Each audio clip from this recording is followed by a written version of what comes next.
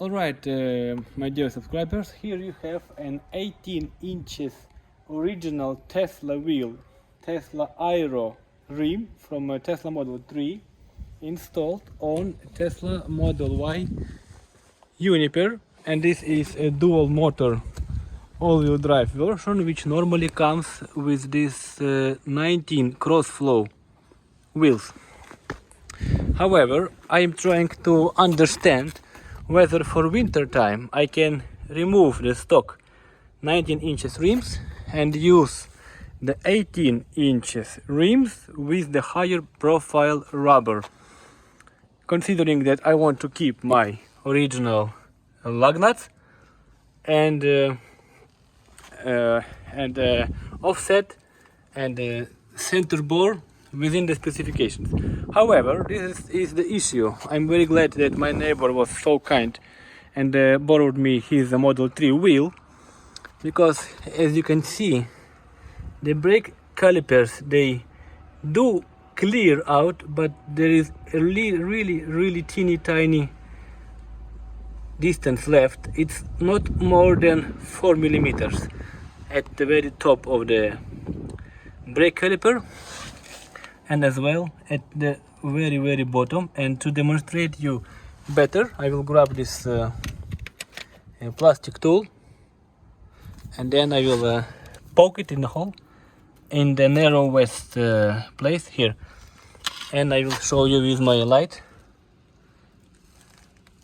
so you can see how little space is left, and there is no chance hold on.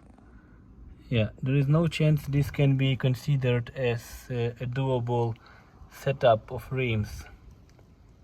It's just not enough with this original Tesla Model 3 rims. And of course the same will be if I poke here at the top, and then I take my light, or maybe here is the good example. See, it does not clear out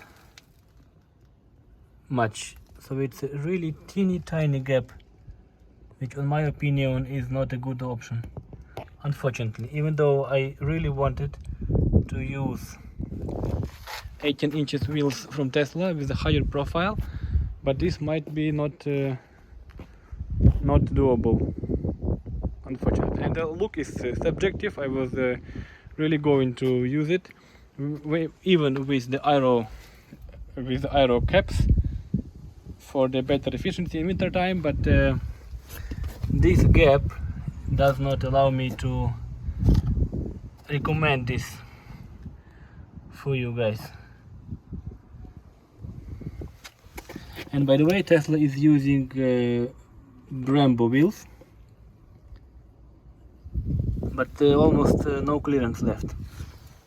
Okay, and I was hoping that this would work really well, because these aero wheels, they have a load rating of 750 kilos, unlike the newer 4-ton rims from Tesla Model 3 Highland, because for Model Y on the rear axle you need a 750 kilos load max rating per rim, and this one complies, but it does not comply with the tolerance over here.